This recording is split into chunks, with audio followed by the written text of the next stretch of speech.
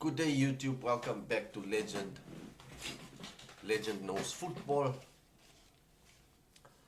So this morning I woke up and I was just thinking about Chelsea. There's a lot of news on Xavi Simons, Jorrel Hato, and future signings. Getting into the team. And I thought to myself, let me get on my bike. My bike is standing there behind me, and just take a moment to think of what type of video I want to make today. And as I was on the bike and thinking, I just thought that our club, we almost lost our club. Our club was almost vanished because of everything, because of politics, and all of that's going on in the world. So I thought I'd go back and see where we were and where we are headed. As you can see on the slide that I have on there, is that 2021-2022 season, that was the time after COVID, after everything started stabilizing, lockdown was lifted, everyone could start attending matches again and all of that. We ended up third. Our manager back then was Thomas Tuchel. We ended up third. We won the Champions League against Man City. It was actually a great season. Thiago Silva got his Champions League that he lost not long ago when he was playing a final with PSG. So all was well. We had high hopes. The next season came, 2022-2023 season. We started the season, and I think that's the time the Ukraine situation happened, and not so much to talk on that, but by the end of September, Thomas Tuchel was fired. The club was sold. New owners were coming in with new ideas, new philosophies on how to run the club, what to do with the club. So we got Graham Potter. We signed a lot of players. And everything, Graham Potter came into management, he couldn't handle it because the expectation from the fans was high because we are used to winning. Graham Potter was sacked in April. And for the final few matches we had Frank Lampard just as a caretaker manager. Things started looking gloom for our club that season because we ended up 12th. Everyone was laughing at us. We didn't know what was going to happen to the club. There were talks of Chelsea, with the affiliation that we have had with Abramovich as our owner, that we might get sanctions and all of that. So Lampard just managed the club until the end of the season. And then 2023-2024 came on, and we hired Mauricio Pochettino. He gave us an okay season. He tried to motivate the players. He tried to fix the club, with all these players that were signed under these new owners. He tried to fit everyone in. He tried to keep everyone happy, and that was the mistake that he made. He made a huge mistake by doing that. He needed to just get his starting 11 and move. By the end of the season, 2023-2024 season, we started off slow, but we ended on a high. You could see there was a spark. There was a little spark.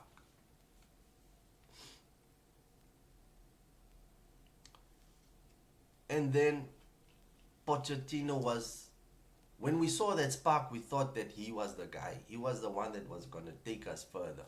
But the owners, they didn't think that he could do it. So they got rid of Poch. 23-24 end season, we ended up 6th, qualifying for the Conference League.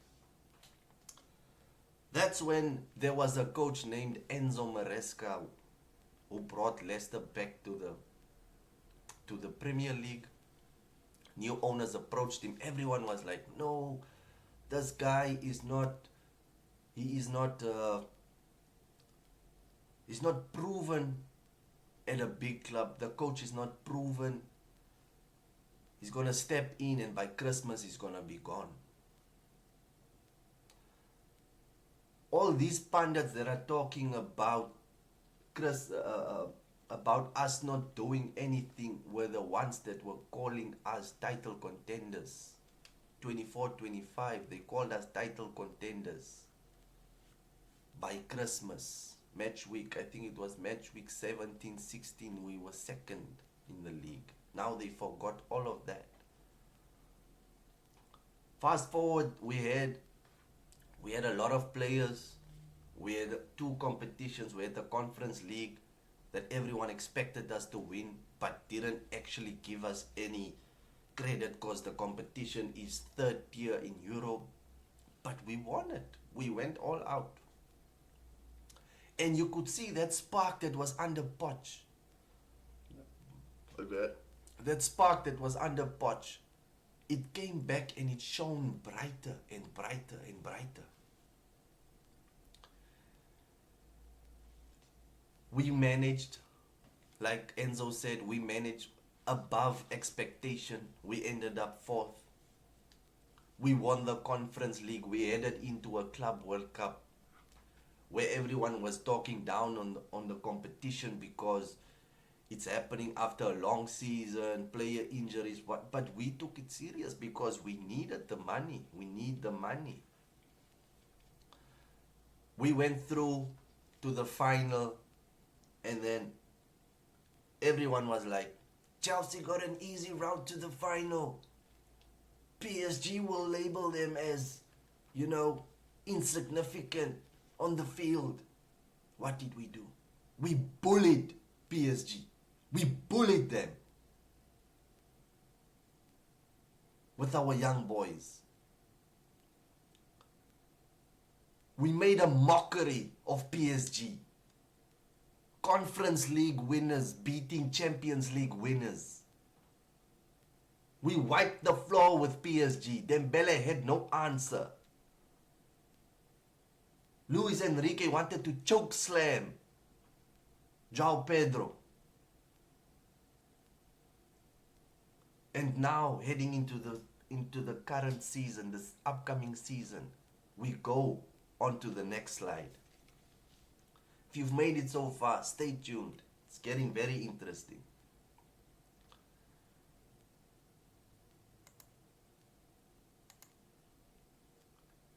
This brings me to the point where we came from and where we are headed. We basically, if all goes well and we get Hato, Jorel Hato and Xavi Simons, we have 2 teams in Europe. And that is what you need in today's age of football. You need 2 starting 11 teams to compete in all the competitions you are taking part in. As you can see, this, in my opinion, is our best team. This is our Premier League side. This is the one that can push us. You can let me know in the comments what you think about this team, but this is what I feel will be our starting 11 going into next season. Sanchez at the back, obviously, he proved himself in the final of the Club World Cup. Cucurella on the left, Colwell, Chalaba, James, Caicedo, Lavia, Enzo, Palmer, Neto, and João Pedro. João Pedro is our starting striker because he has proven himself without even training with the squad. He has football IQ. He can think like a striker. He can move like a striker. He can link up play. He can drop deep. He can make the runs. He can hold up play. You can. Palmer got his form back. It's like he decides when he wants to perform. Sometimes he's just like, nah, just decided I want to do this and I want to do that. Squad depth. That's where we are heading. We have squad depth. If everyone comes through that we want to sign, we have squad depth. We can change the whole squad.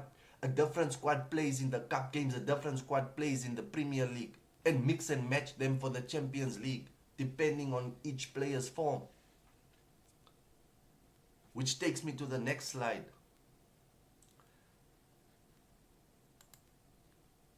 I think this is Team B. Jackson is an outlier. We still don't know if Jackson is going to stay or if he's going to go. If we get Hato, Badiashile is there. Tosin is a great leader. He's a great composed centre back, in my opinion.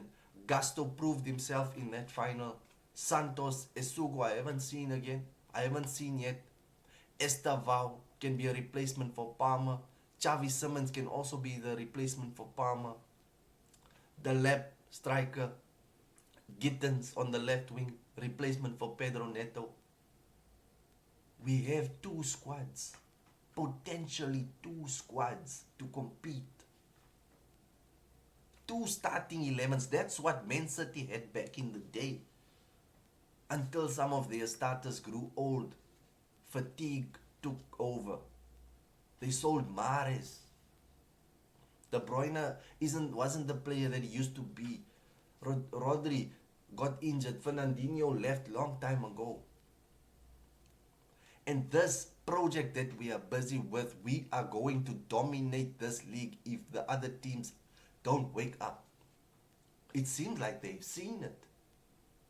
That's why Liverpool is making all these signings. They want Ekitike and Isak. They want two starting strikers. So this, remember in the beginning of the video where we were and where we are headed. It's a good time to be a Chelsea fan again. It's good to be back in the conversation. It's good to be up there, considered a big club, not down in the gutters. We were in the gutters, but we rose from the ashes like a phoenix. And then, let's continue. Just want to show you some gameplay that I think that might dominate the way we play this season. James on the overlap. You know, this was the goal that we scored against PSG. You see Enzo and João Pedro making the runs to open space for Cole Palmer to slot the ball in. Dragging defenses out of position. As easy as that. That's how we are going to dominate this league. Low block, high block, counter, what? Anything you can bring, we have two teams.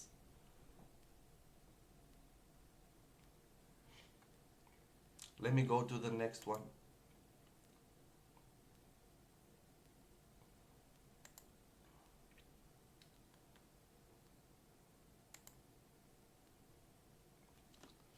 This is a more direct play from the midfield. When the ball is in the midfield, you know, James on the overlap, Palmer passes it to James. James puts a square in. If Palmer is not there, Enzo is there. Cucurella is there. If Enzo needs to put the ball If Enzo maybe needs to give a layoff, Neto might also be there. So we just flood them. We flood them.